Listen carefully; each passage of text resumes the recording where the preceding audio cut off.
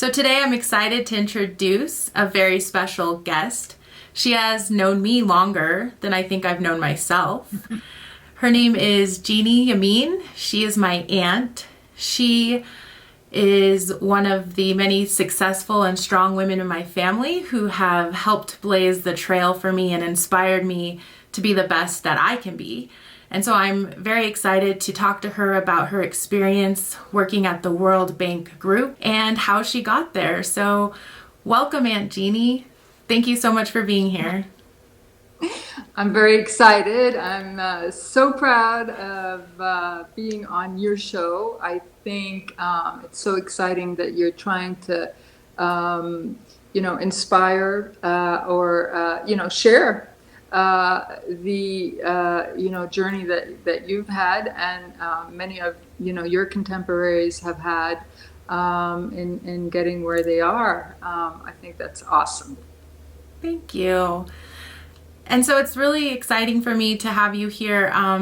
So if you can introduce yourself, kind of what you're doing right now in life and throughout this COVID time. Yeah. Well, I'm happily retired in Florida. And like everybody else, I've tried to keep motivated and, keep healthy throughout, keep safe while reaching out in whatever way I can, and keep in contact with family. And just go through, our day-to-day life, keeping in touch with our loved ones. And, in retirement, it's very much about pursuing sort of healthy activities, and increasing kind of our hobbies. It's kind of an easy life, I must say. But the background for all of us is quite stressful.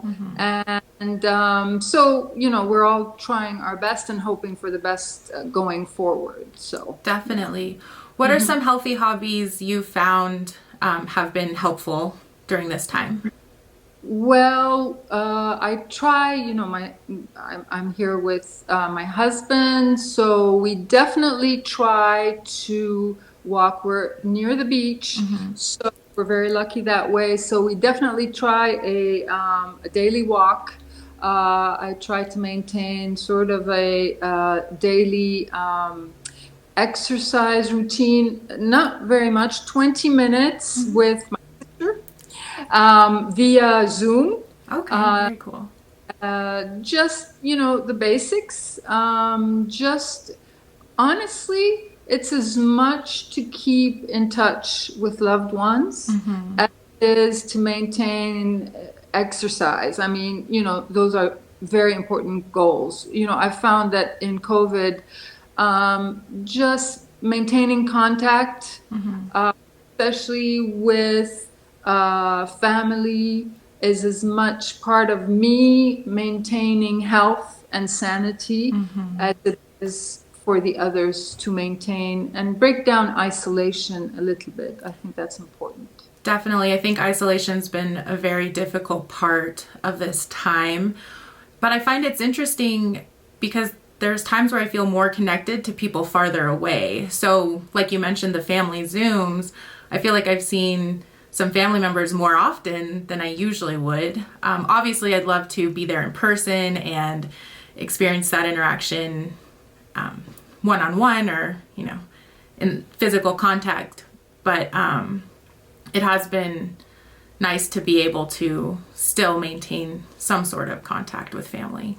I mean, ironically, Zoom sessions have opened up the space for more discussions, more ways of having conversations that are deeper, like, your show.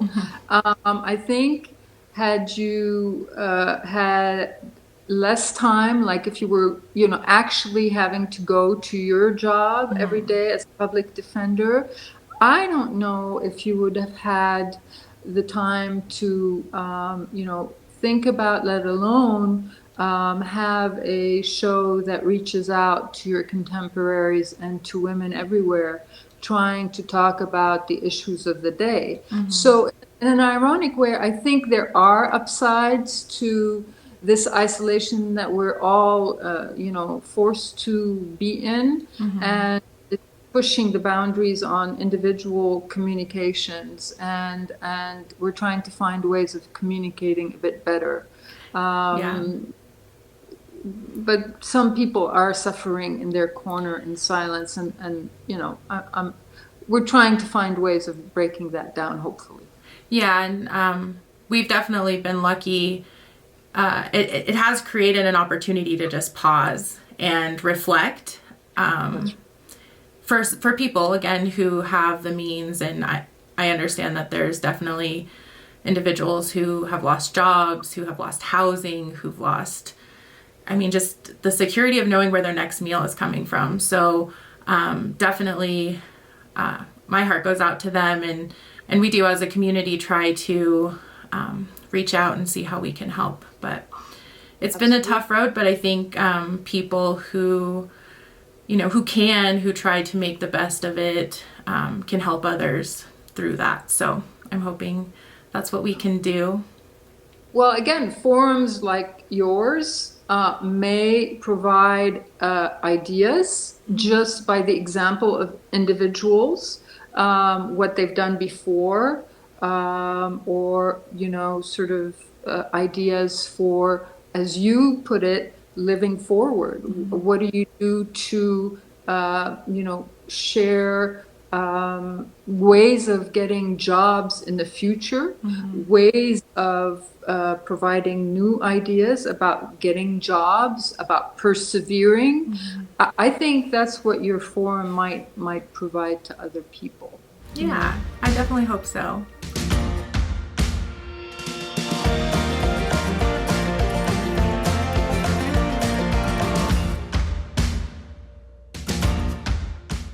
Before retirement, which I definitely think is very well earned, you were working for the World Bank Group. Can you tell us about your job there, specifically kind of where you ended up, like the last position you held?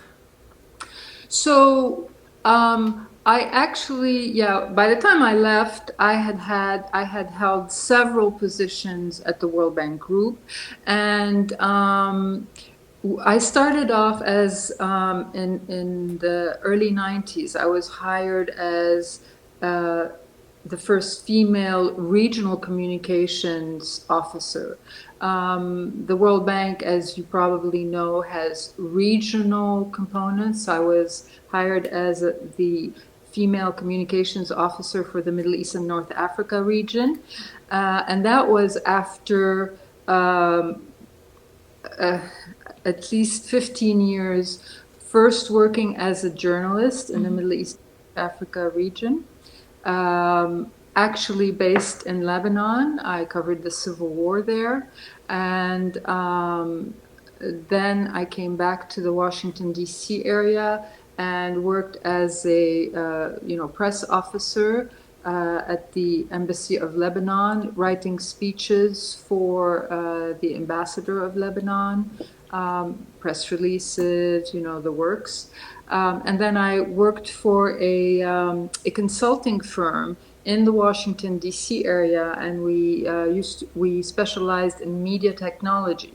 So we put together, press conferences for the various departments of the United States. So, for example, as part of that, there were several, presidential conferences that I organized. That was fun. The president would come and give his presentation or his speeches.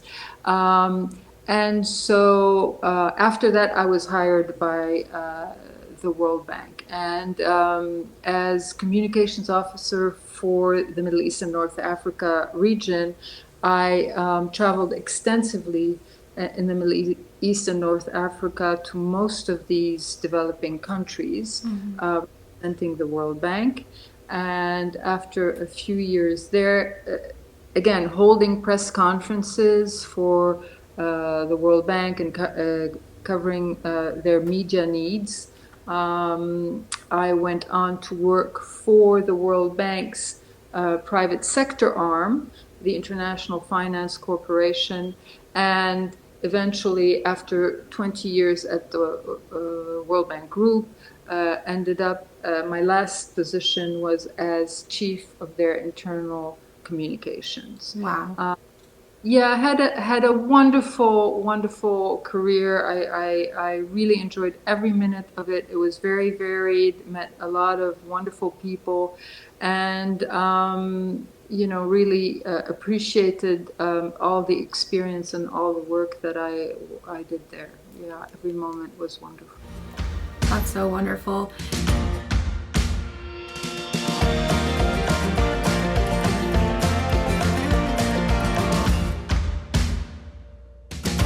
You mentioned Lebanon a couple times, and I know Lebanon has a very special place in our hearts. If you could explain or tell people who might not know where it is, tell us a little bit more about Lebanon. So I was born and raised in Lebanon, having, my mom is American from Kansas, and dad is Lebanese. And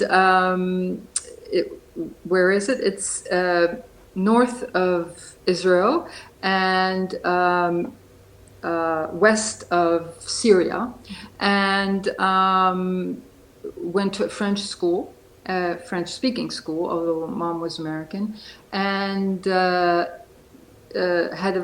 a French education. In 75, the Civil War started, so our parents sent us to our American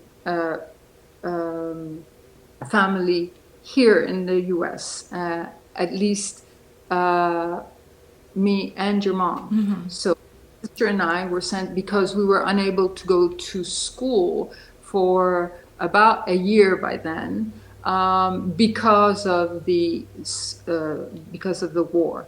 So if you can imagine the situation, like what you know in Iraq, what you know from the pictures in Iraq or in Syria, there was all-out war in Lebanon at the time. So our American side of the family accepted to host us here in the U.S. Of course, we did have American citizenship, and we went to school. Your mom was 16 at the time. I was 17. She went into high school. I went into college, and I went on to get a BA in technical journalism and political science, and then from Colorado State University, my alma mater. I have to give it a shout out. And a master's in comparative politics from Colorado University, another shout out. Right after I graduated from Colorado University, I decided, with my background in journalism, I decided to go right away to Lebanon, because by then, that's where the story was. That's where I worked at a local newspaper, where I worked with Thomas Friedman of the New York Times. His wife worked at the same newspaper. Wow. And the day that that West Beirut fell in 1983, West Beirut fell to one faction. Thomas Friedman came in with his flak jacket and pulled out way ahead of everybody. He knew that the advancing forces, actually it's written up in his book, From Beirut to Jerusalem, you can look it up. he came in and pulled out his wife, and she didn't want to leave, to her Right. credit. But he said, you need to follow me now. And Wow. they left ahead of us. But we Wow. knew up because Tom Friedman showed up ahead of everybody and said, something's coming down now. We need to leave. Wow. Yeah. So, how shortly after he came to take his wife back, I guess, home, did A you couple of hours. A really? couple. He had advanced. He represented the New York Times, and had good, you know, good finger on the pulse, if not say good intelligence, and knew that Hezbollah at the time was about to take over the western West Beirut, where my newspaper, the Daily Star, was located, and quite naturally came to tell his wife, we need to get to a safe place. Wow. Wow. And a couple of hours later, the government called a curfew in the neighborhood, and I had to decide whether I would stay in the newspaper locales or join my parents who were at home about 20 minutes away, walking up the street. So initially, the word is when you're in those situations, you have to decide what to do when there's all out shelling, and there was by Yeah. Wow. you have to decide whether you stay put or not. And initially I decided that I'd stay put because that's what we had decided to do. The editor, said, the choice is yours, our editor. But anyway, after several hours, I decided this looked like it was going to be a long-standing situation, and I didn't want to be stuck overnight on my own or stuck. And I Yeah. didn't know which way the fight was going to go, and I didn't want to be on the losing side, so to speak. Right. So I decided to walk home. And luckily it turned out okay, although there was shelling, although it was all out, it was kind of a dumb move, but as it turned out, I got home and I was with my parents, and that's where I wanted to be. So, Yeah, no, definitely. That would be such a hard decision to make in such a split moment, really, because we can't predict what's going to happen next. So it sounds like you no, just did what's best at the time. well, in those situations, they're so you can't predict. I often think about discussions about refugees and what makes them move and what makes them leave and what makes them you cannot walk in their shoes unless you're walking in their shoes. Right. Those are situations where you don't know how you're going to behave until it happens to you, and you know, it's it. Every person has a different decision tree. Yeah. And, initially I had, very calmly thought, we had agreed in the family that in a crisis situation we would stay put. And I was in that, that was the agreement. When you do your crisis plan, either in a flood or in a tornado or in Right. you've got it all figured out. You've agreed with the family, this is what you do, and you call on the cell, and then you realize that in a crisis, there's no phone communication. There's Right. telecommunication, hello, there's nobody to talk to. Right. People are losing it. People are freaking out. You want to go ask authority, what do you do in this situation? The authority's freaking out. They are losing it themselves, running for cover themselves, or they don't want to take responsibility. And then you're on your own and you have to make the decision. Right. And then what do you do? So for the first 2 hours that day, I thought to myself, I'm going to stay put. That's what we agreed in the family. Right. And then as the hours ticked down, I thought to myself, you know what? I don't want to die here alone. No. You know, Right. all out for this is all out, shelling. I'm in this, building with, strangers. It's going to go on for what, 2, 3 days? I don't know how many Yeah. days. There's no water, no food, no nothing. I might as well, I don't want to die here. I might as well just walk out. And if I have to die, Take my might as chances. well. Yeah. Wow. Wow. And it's, So, yeah, and you have to trust yourself, right? Like your instinct, it might not have been logical, right? The logical plan was to stay put, but yeah, the logical plan doesn't always have the emotions thought about, that's right. like the Yeah. being alone and yeah. So Yeah. it's so interesting how that happens and the thought work that goes into it. That's That's right. such a quick decision though still. Did you stay in Lebanon longer and continue to work for the newspaper or did you So, well, so what happened is because, as it turned out, West Beirut did fall. Um, we all American citizens were evacuated. Okay. So we were evacuated out of Lebanon, and I ended up on Cyprus working as a foreign correspondent. So I continued to work for that paper, Okay. and that paper relocated its locales to Cyprus, and so work continued.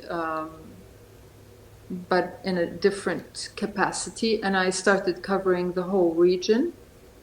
And then I switched jobs and became and started working for a magazine that specialized in Middle East economic news. Okay.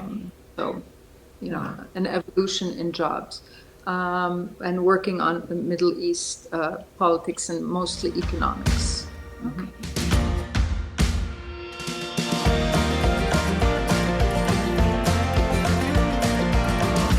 So you started out a journalist, and how did you make your way to the World Bank Group? In life, the important connections that you make, the people you meet, the ties that you make, the people you get to know, those are absolutely crucial. Nowadays, you think of finding a job by sending a resume.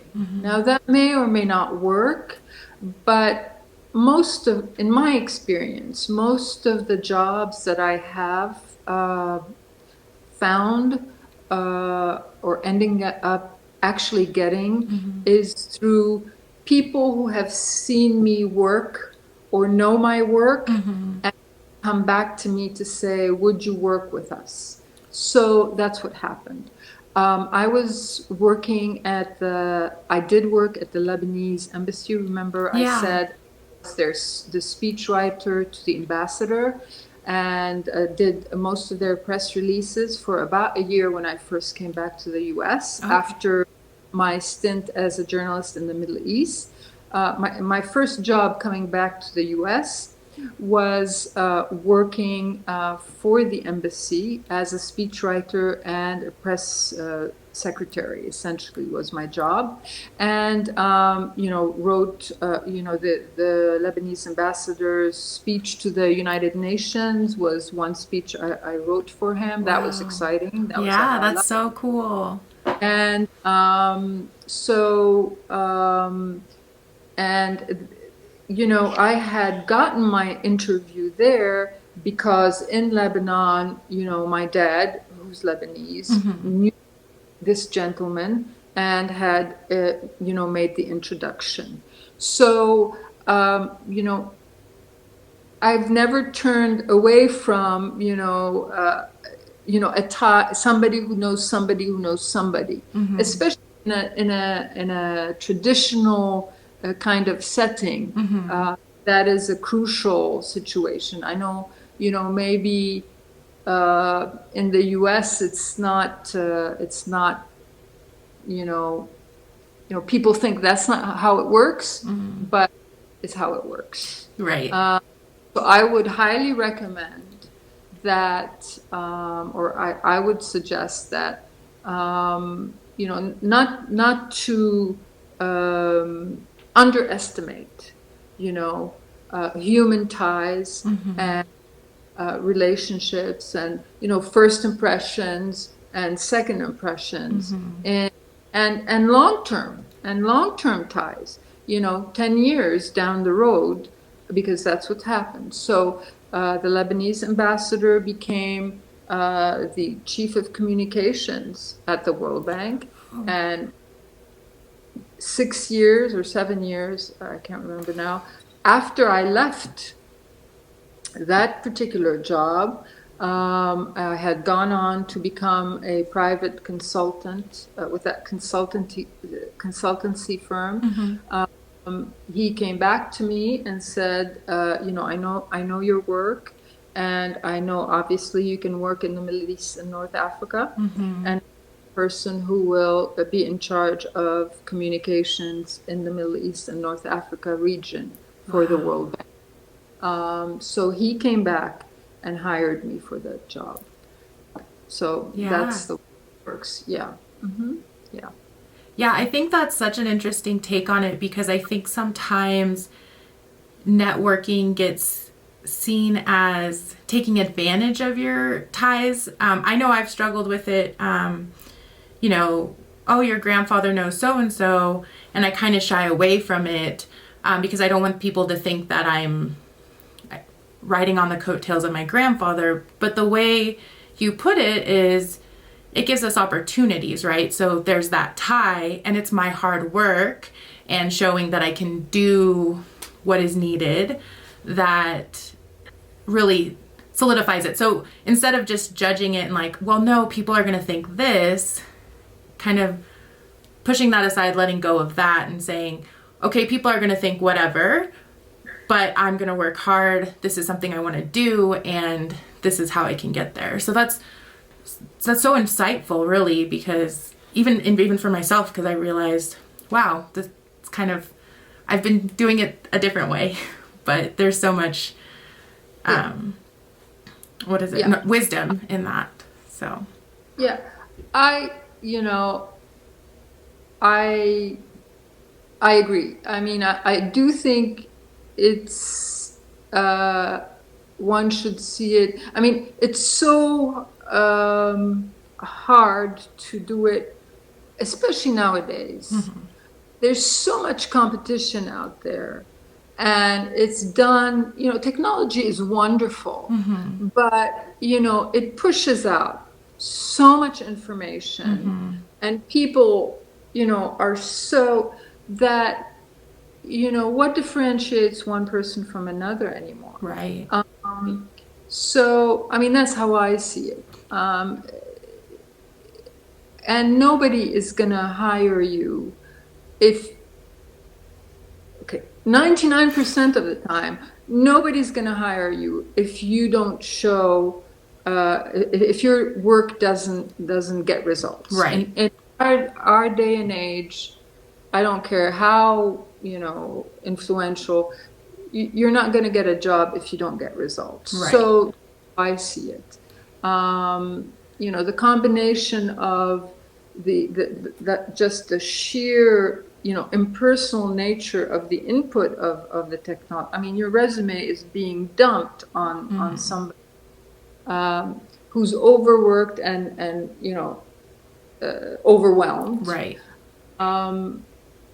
And on the other hand, you get good results. So that connection is a plus in my mind. Well, and it's really hard to express yourself in a resume. I know they teach you like, hey, you want to put this, keep it short, put the most important things on top, tailor it to where you're trying to apply for, and then you have a cover letter. But that is just a little drop in the bucket of who we are, right? So even, okay, let's make you get to the interview. Great, you get to try them on for size, they try you on for size, and maybe it works. But if they already know you, have more experiences with you, it's a way to kind of set yourself apart. And I think that's definitely really good advice when looking for jobs. And don't knock it. I'll give you I'll tell you a secret. I was lousy at interviews. Oh yeah. I knew it, and I probably failed. Not probably, I can tell you, I failed most of them. Mm-hmm. And not because I wasn't good. Right. I was good. I'm good. Yeah. But I failed most of my interviews. Most of the interviews that I first did when I came to the US, I failed. Mm-hmm. I interviewed with the Post. I interviewed with NPR. I mean, you name them, I interviewed with them. But I'm just not good at, some people are good at SATs. Some people are good at, whatever else. But I mean, I don't do interviews very well. Mm-hmm. So anyway, whatever the case may be, I'm just saying, don't knock the interpersonal, abilities to connect. To get the job. I think getting the measure of a person's ability is an important component of how it happens. Yeah, definitely. And even in the course of working, one of my bosses in one of those many jobs that I had told me once, because I was one of those, I got to get the job 100%, 100%. And he said, you know what? It's not always 100%. It's 80-20, and don't forget about the human relations. You're nice to some people, you're nice to people, they'll remember that a lot better than if your paper was perfect. So that too is part of what I'm talking about. It's about human relations at the end of the day. Yeah. It reminds me of, I don't know if it's a quote I heard somewhere, but it's people won't remember what you said to them, but they'll remember how you made them feel. So that's kind of a mantra or a way of life that I try to embody because, I'm not going to say the perfect thing. People will forget it in a minute maybe. But if I can make someone feel accepted or, loved or cared for in a brief moment and they remember me for that, then I feel like I've done my job. So I think that that's such an important part of life is the human interactions and how we leave people feeling when we leave them. So right. Yeah. Absolutely key. Yeah.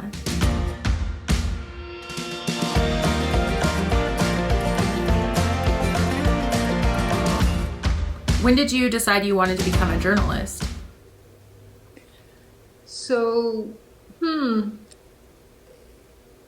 it's not like I made the decision to become a journalist. And it's not like I had the goal from when I was very young to become. I wasn't really goal driven because, as I mentioned, because of the Civil War, things were thrust on us. Mm-hmm. So at about 16, and as I was growing up, things started to percolate, Mm-hmm. and we were sent away. School stopped. I never finished high school.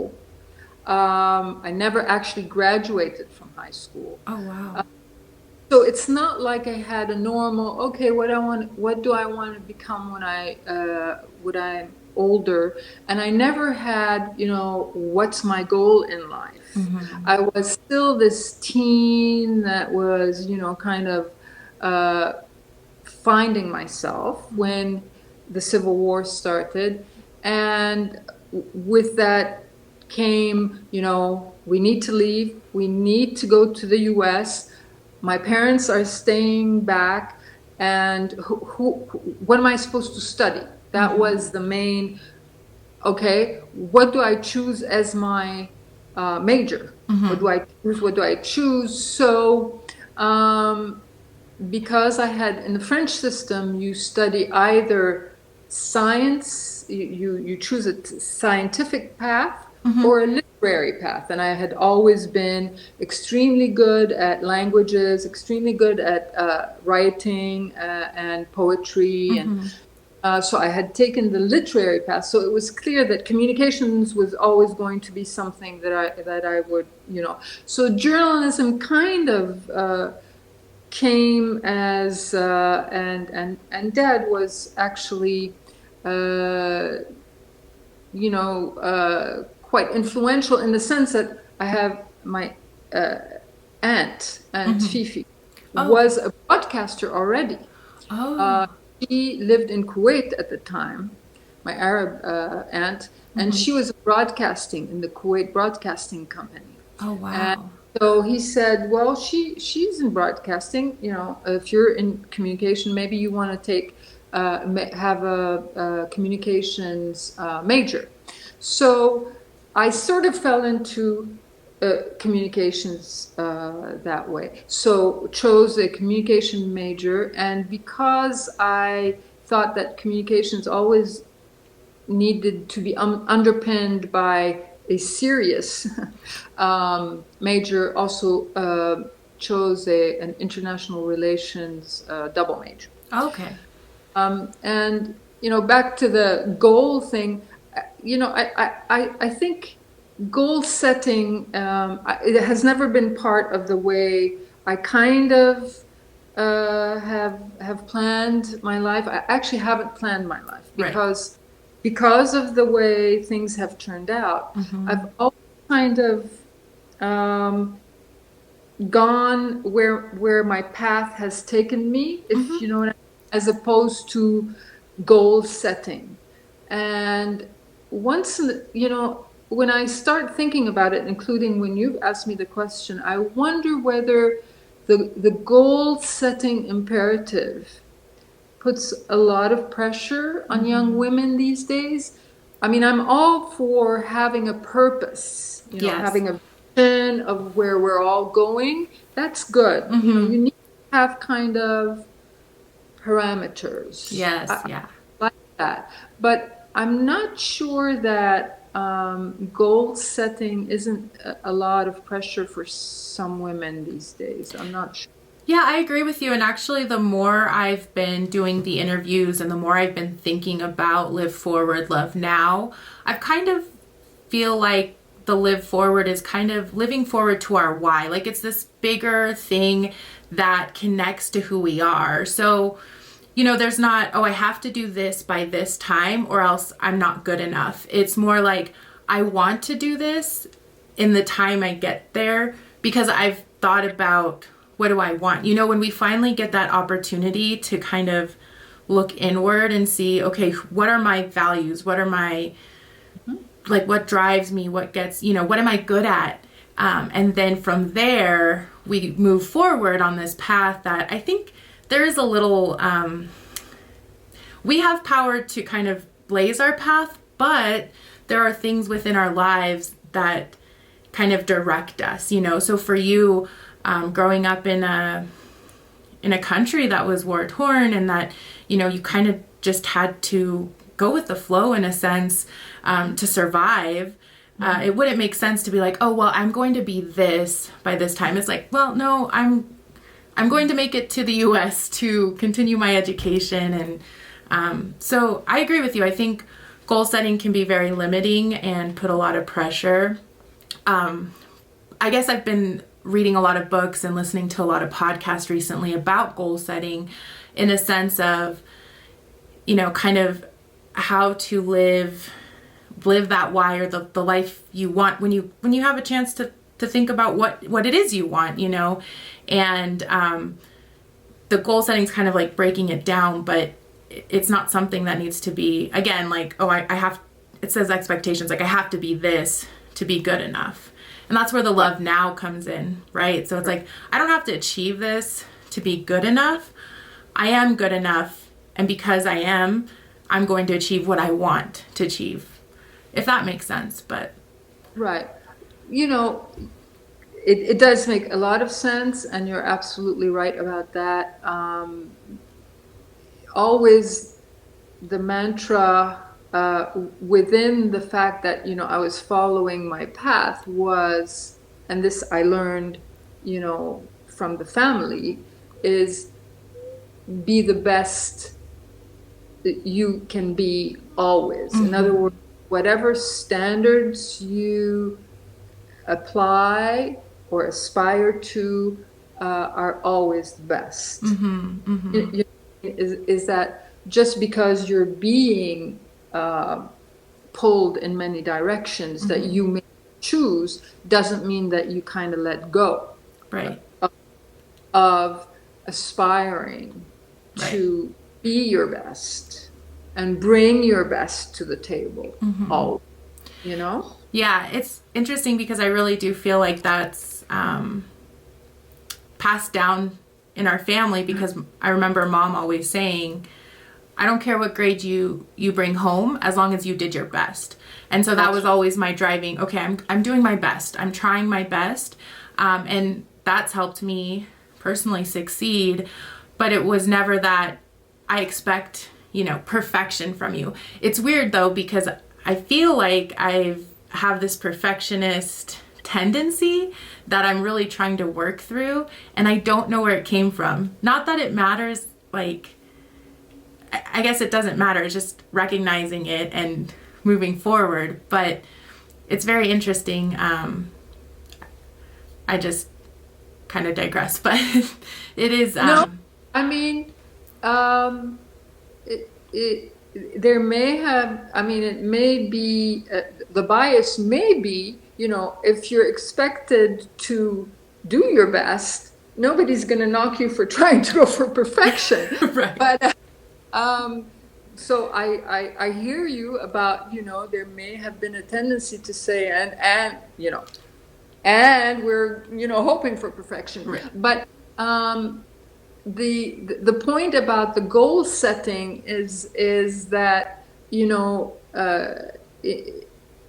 when you have no control, which is where I and kind of the family sort of history is, when we have, and we as a country in a pandemic now, when we have no control over our environment, in the short to medium term, it's I don't want to say better, but maybe it's easier not to have a goal that is so, rigid that you can't say, I'll undo a little bit the goal, but, I'll try to be the best that I can be within the confines of what I can do in this environment that I can't control. Right. Does that make sense? Yeah, no, it definitely does. And I think just having this conversation has really opened my eyes to also the cultural differences, right? And where we grow up, what we've kind of been thrown into that can influence what goal setting is. And I mean, I feel like goal setting is a very, it's like a little small piece of the puzzle that may work for some people, but might not work for others. Sure. And I think that's another important message that I try to pass on or, give to others when I'm living my own life is that, there's a whole bunch of information out there and there's a lot of different ways to do it. And I'm finding what works best for me. And so I think that it's so helpful to have your story and your perspective on it because, goal setting in that sense isn't what's best for you. And yet you still have this path to success, a happy retirement.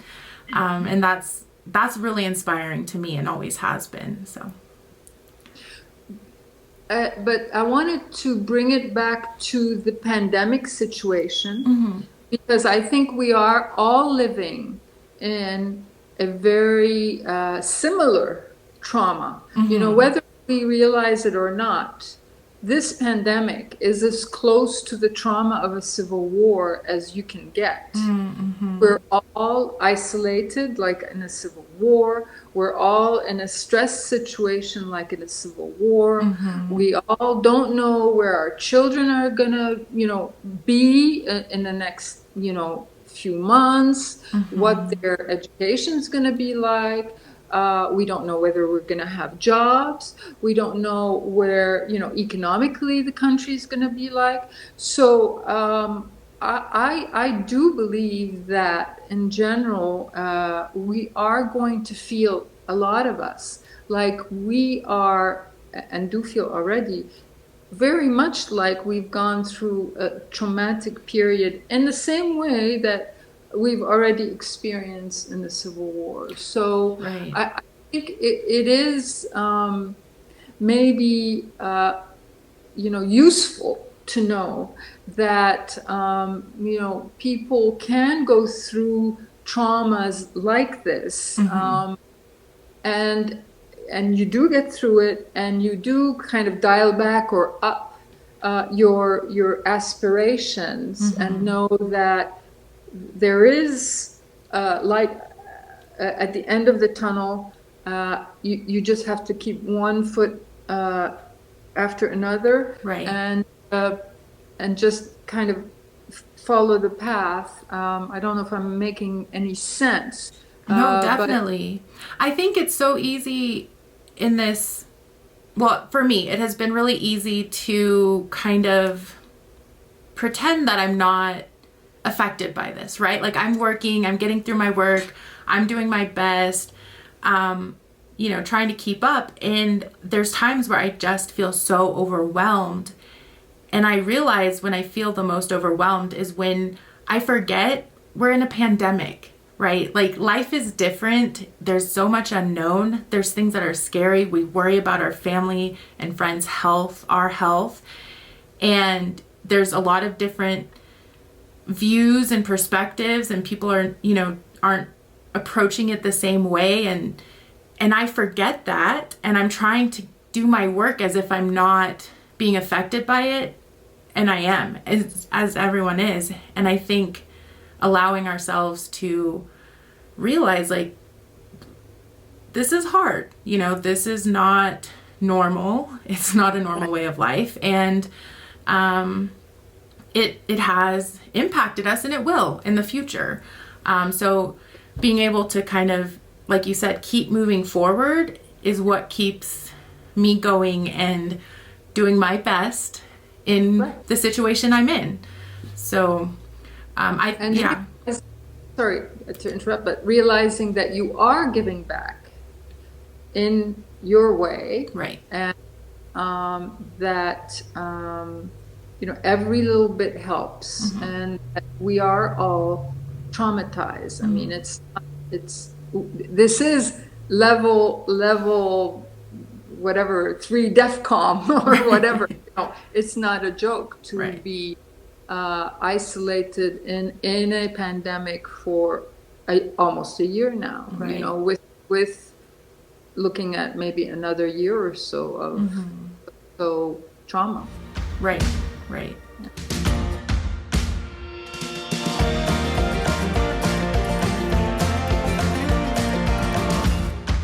Jeannie, what are you living forward to? Well, now I am living forward to reaching out and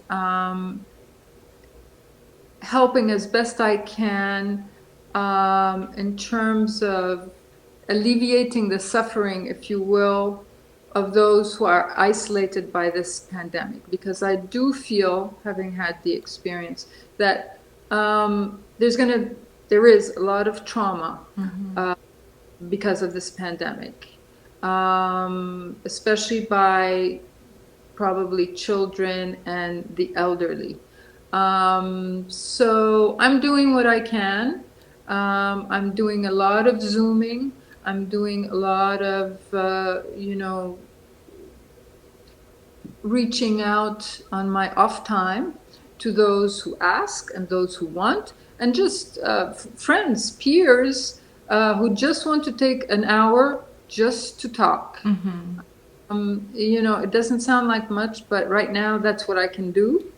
And I'll continue to do it. Maybe when we're able to go out more and interact more, maybe there'll be more to do in terms of helping, with education with children or with the elders even more.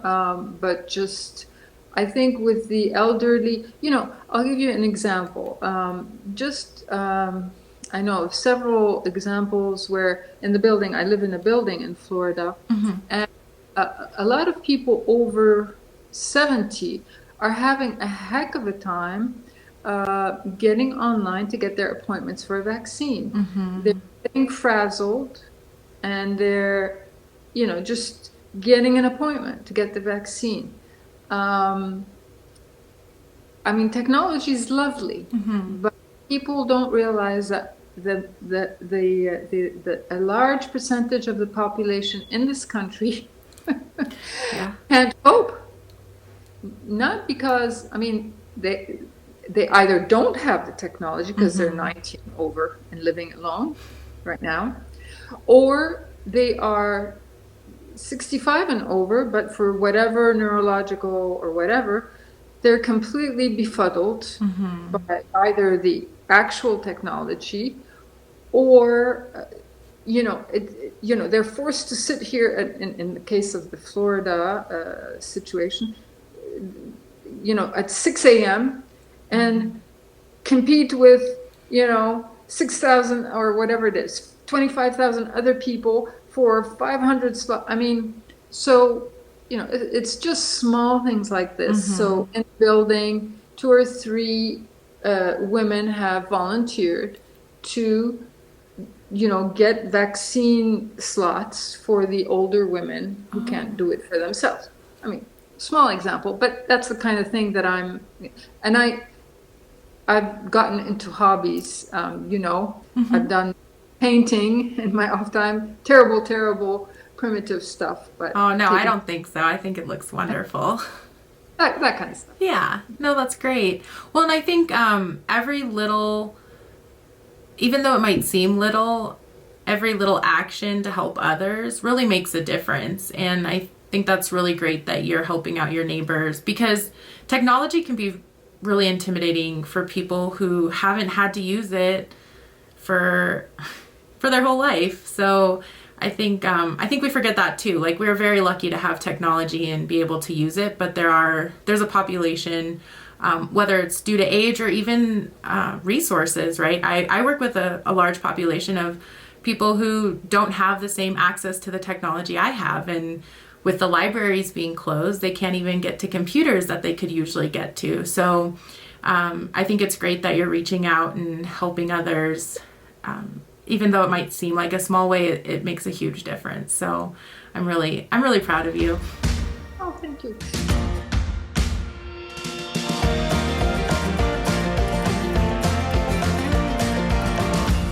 Can you share with us what you love now?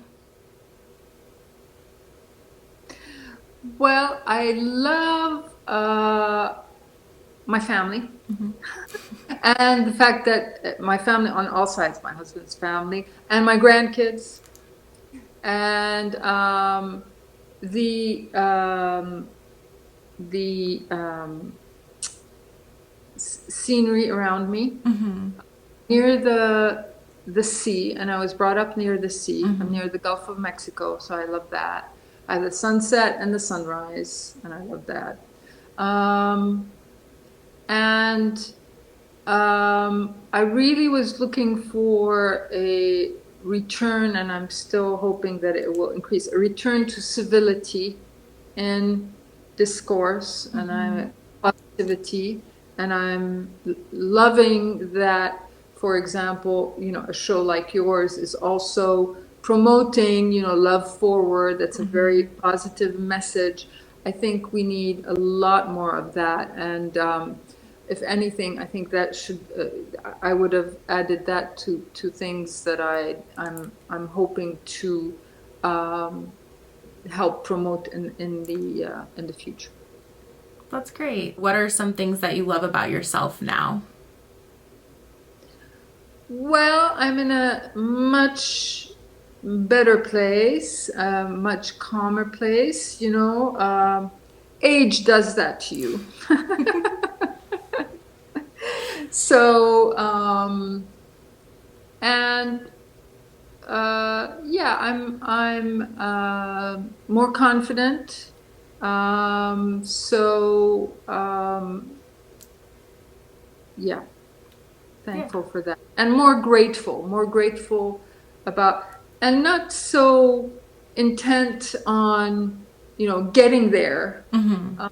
Maybe in my 30s and 40s, I needed to prove myself, get there, stressed out about things. Whereas now I'm sort of more content to stop and look around and appreciate what's there, and not worry too much about what still needs to be done. Right. That's wonderful.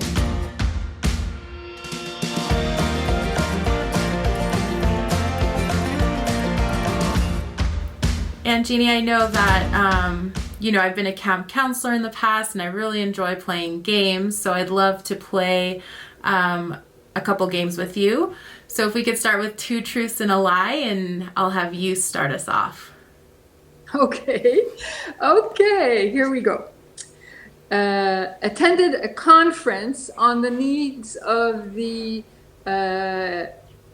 Palestinian people, on the economic needs of the Palestinian people, with Yasser Arafat in Gaza. That's number 1. Okay. Interviewed George Clooney in the late 90s. Number 3, worked with Bill O'Reilly. What? Wow, I just don't know enough about you. I think that the lie is you interviewed George Clooney in the early 90s. Oh my gosh, you know me too well. You know me too well. I just feel like if you had, that's something I would have known for sure. Like that's like one of those things that you always start your conversation with. Oh, by the way, I interviewed George Clooney in the 90s. I interviewed George Clooney. No, I do. I'm 6. I'm gonna brag here. Yeah. I'm 6 degrees of separation with his wife, because she's Lebanese, Oh yeah. Yeah. Wow. I mean, it's practically like you interviewed him. Same thing. That's right. I'm on her, cousin's Facebook mailing list, right? Oh. Or whatever. So yeah, basically best friends. I love that. That is so cool. So you attended a conference regarding the economic needs of the Palestinian people. You said with Yasser Arafat was present. So in 1994, the World Bank, while I was external affairs officer of the Middle East and North Africa region in the World Bank, during the Oslo Peace Conference,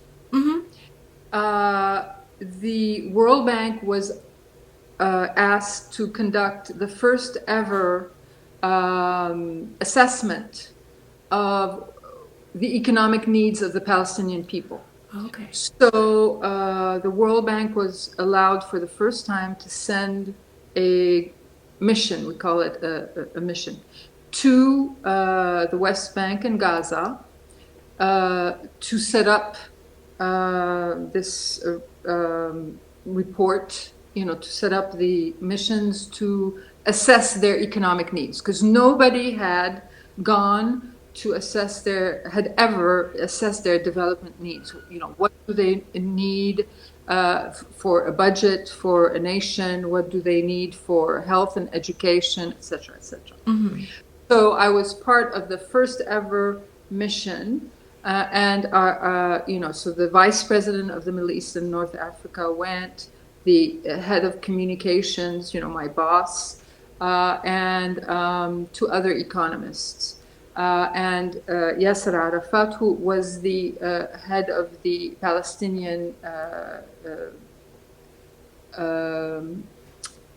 Authority at the time, mm-hmm. was and two of his main advisors were there. Wow. It was, and we had a meeting, so I was there as well. So we did meet at that point. That is so cool. So cool. And then you worked with Bill O'Reilly? I didn't know that.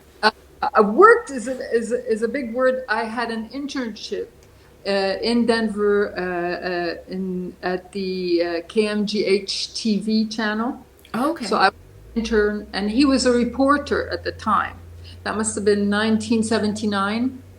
Might have been even 78. Wow. And he was a reporter starting out in his career, and I was an intern. But I did work with him.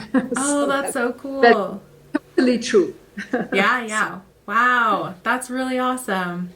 But I would have preferred George Clooney. Same. So, all right, well, it's my turn, and this is really difficult because, like I said, you've known me. All right, so for my two truths and one lie. First, I built a house in Mexico my sophomore year of high school. Second, I worked at a summer camp in Alabama. And third, I didn't go into the Sistine Chapel when I was in Rome. Oh, well, I know you went to Mexico with Habitat for Humanity or More Ministries, yeah. Oh, yeah. Or I'll just help you. Yeah. So I know you did that. And did you go to Alabama on one of your trips when you were a youth minister, or I don't know so that might be true. And I hope you did go to the Sistine Chapel when you were in Rome. You didn't? Oh my God. You have to guess. Don't tell me you missed the Sistine Chapel. Is that the lie? So you think that's the lie? Oh, so that's the lie. Nope. I didn't work in a summer camp in Alabama. It was Georgia. So okay. I told you I was trying to trick you on purpose. Oh, okay, and good. I know I didn't go into the Sistine Chapel when I was in Rome, when I studied abroad. So I was very annoyed at the fact that I had to pay to go into a chapel, because at that time, I had been going to church a lot, and as you said, had been a youth minister. And so in my mind, I was like, well, why should we have to pay to go into a place of worship? And I mean, going back, I would definitely pay to go into the Sistine Chapel, because there's a lot more than it just being a chapel. But I was also, when studying abroad, we had gone to so many different churches with amazing artwork, but I was almost overstimulated by all the different art, right? And even just being in the Vatican, you see so much amazing artwork, but it's just overwhelming. And so I didn't end up going. But that gives me a reason to go back to Rome, to go to the Sistine Chapel. I was going to say, good reason to go back. Yes, yeah, exactly. I mean, I was setting myself up back when I was, 20, 21. Clearly. Yeah. Clearly. I totally knew that I needed another reason. Right. So, but yeah, that was good. I really tried to make it hard, so. Yeah.